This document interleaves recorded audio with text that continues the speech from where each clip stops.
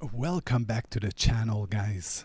Today I want to watch a video about people moving to Sweden and what do they think? What are the differences? We're going to watch an American couple who moved to Sweden, and the video is called What Shocked Us About Swedish People. Honest reaction. Oh, what are they going to say? Let's check it out. When we first moved to Sweden, we thought the biggest adjustments were going to be the obvious things, like learning a new system, figuring out groceries, dealing with the weather, maybe even the language barrier. But what we really were not prepared for was how different the people would feel to us. Not in a this is crazy way, but in a small, everyday interactions that slowly make you realize how deeply culture shapes your personality. There were so many moments in those first few months where we would leave somewhere and just look at each other and say, "Did you notice that?" And half the time, it wasn't about a rule or a system. It was about how someone responded, how quiet something felt, how much space people gave you, how conflict didn't even happen, and how conversations flowed differently. So today we're going to talk about what genuinely shocked us about Swedish people when we moved here, and not in a judgmental way, and also not in a this is better or worse way. Just honest observations from two Americans who grew up one way and had to suddenly readjust. So with all that, let's get into the video. I feel like Americans have such a strong culture, and a lot of them they travel within the country and they're so like in their bubble. I feel like it's even more different when Americans like move to another country. Like the contrast is even bigger than your other typical European countries or even Canadians.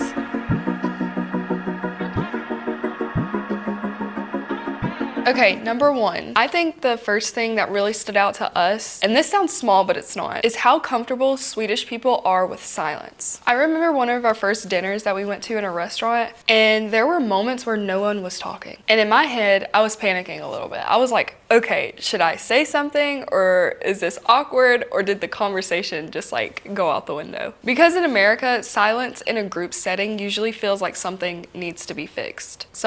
Well, let's be honest here. Americans are loud.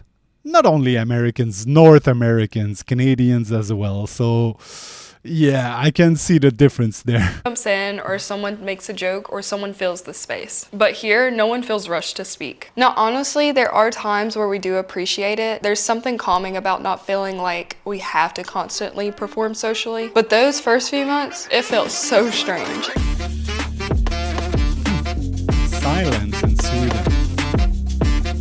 Okay, now moving on to number two. Another thing that took some time getting used to was how reserved Swedish people can seem at first. In America, you can walk into a coffee shop and the barista can even ask you, "How is your day going?" and know you by name. They will also comment on your shirt or start small talk while you're waiting. That kind of casual friendliness is everywhere in America. Here in Sweden, interactions are more contained. People aren't cold, they're not rude, but they're not immediately expressive either. And if you're used to American social energy, it can feel like something is missing at first. I remember thinking like, do they not like us? Which sounds dramatic now, but that is genuinely how we felt at first. What we realize is that Swedish culture values sincerity over surface level friendliness. Yes, every time I meet Swedish people, or a lot of, it's basically in Europe in general, I think, they always talk about this. The small talk, how fake it looks like, and you know what? I kind of like it. After meeting these people and talking about that, I kind of see it now when, especially Americans, when like the small talk is just over the top and it's just not genuine, and it can be a little bit annoying even. So I think I prefer the Swedish way. People won't just open up quickly, but when they do, it definitely feels real. Friendships here in Sweden may take a little bit more time to build, but they feel deeper and more intentional. That type of shift in social pacing definitely shocked us. It forced us to slow down and not expect instant connection.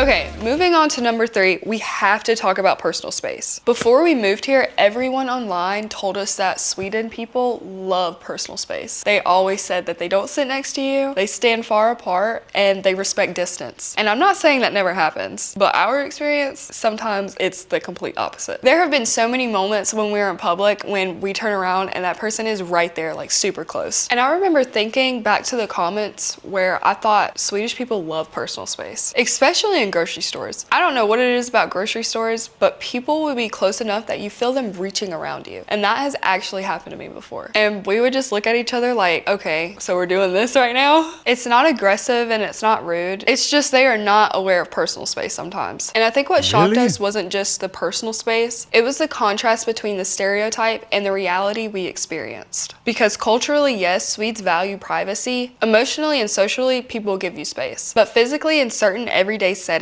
it can feel very tight. It made us laugh, honestly, because we came here expecting everyone to be 6 feet apart at all times. And then you're standing in line and someone's basket is basically touching your leg. Is it true or is it her personal experience, you think, guys? Comment down below. I want to know what you think. So honestly, I think that was one of the biggest adjustments for us.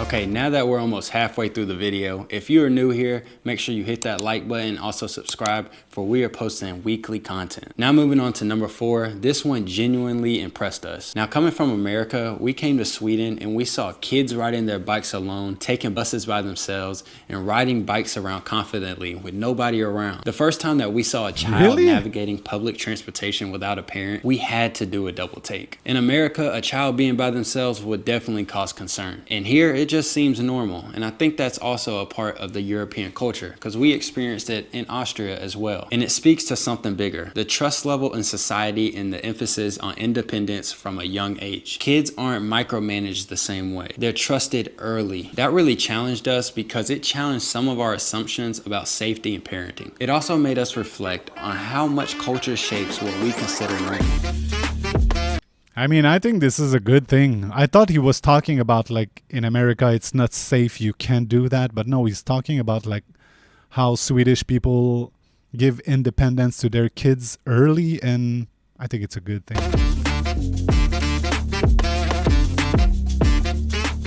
Okay, now moving on to number 5. Another thing that stood out to us is how Swedish people handle disagreement. In America, debate is normal. People openly disagree, conversations can get loud and passionate. Here, there's a much stronger emphasis on maintaining social harmony. People don't typically confront each other directly in public settings, and disagreements are often more subtle. And since we've been here, we haven't really seen any arguments or confrontations break out. Over time, we realized that avoiding unnecessary conflict is part of the culture rhythm here. It's less about winning an argument and more about keeping balance. That really shifted how we approach conversations ourselves. Wait, I got a question now. Is there a lot of road rage in Sweden? Let me know in the comments. Because the way he's talking now, I would assume there's not that much road rage happening.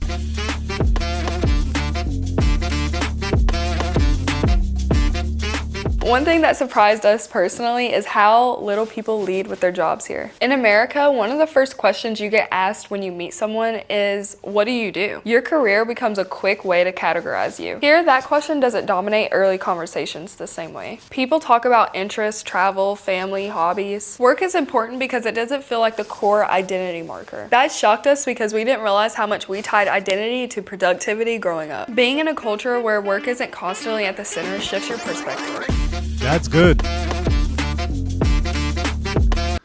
Cause yeah, I think it's like this in Canada too. You ask, what do you do? And it's like, oh, you're gonna judge the person right away on what they're doing and like how much money they make. And yeah, so I also prefer Sweden in this way. Okay, now we're at the last one, number 7, and this one might be the biggest shock of them all. And one of the biggest things we noticed about Swedish people since we got out here is how much they trust each other. We see unattended strollers in cafes, self-checkout systems where honesty is just assumed, and public spaces that operate on social responsibility instead of constant oversight. There's an underlying assumption that people would genuinely do the right thing out here, and we believe that definitely changes the atmosphere about daily life out here. It feels calmer, lighter, and also safer. And experiencing that kind of trust in action has honestly been one of the most eye-opening parts of living here in Sweden. Do you think it's like this also in the cities or not? It's hard to trust people in the cities. When we first moved here, some of the differences were uncomfortable at first. Now some of them feel normal to us, and some of them have changed us in ways that we did not expect. Living abroad has this way of quietly reshaping you. It makes you question what you grew up thinking was universal. It makes you more observant, more open, and more patient. And we're still learning, we're still adjusting, but we're grateful for the perspective. And we would love to know, what do you think that people misunderstand about the Swedish culture? We want to know, so drop a comment down below and let's talk about it. And with all that, in Jesus' name, amen. When we first moved all of these facts are actually pretty good in my opinion. Like, in general, you guys seems a little bit more reserved and polite, basically, not as loud. I appreciate that. The only thing you said is the personal space, which I'm not sure if it's just personal experience from them. Let me know in the comments. Guys, thank you so much for watching. See you in the next video. Bye bye.